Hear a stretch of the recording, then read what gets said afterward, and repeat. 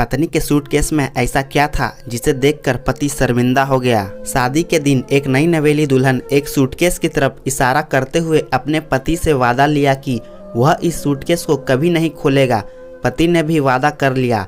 शादी के 50 सालों बाद जब पत्नी को लकवा मार गया और वह बिस्तर पर पड़ी रही तो पति ने उसे उस सूटकेस के बारे में याद दिलाया। पत्नी बोली, अब यह समय है उस सूटकेस के राज को खोलने का, अब आप उस सूटकेस को खोल सकते हो।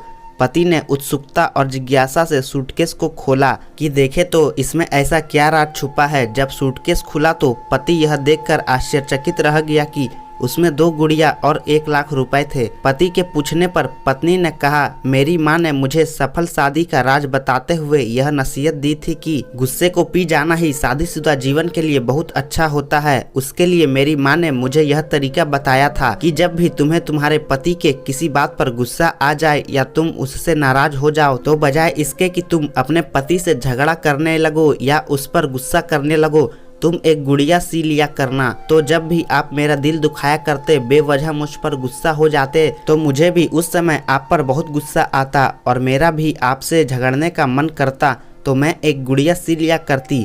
पति तो गुड़िया देखकर बहुत खुश हुआ कि मैंने अपने पत्नी को कितना खुश रखा था कि पूरी विवाहित जीवन में मेरी पत्नी ने सिर्फ 2 ही गुड़िया सी है।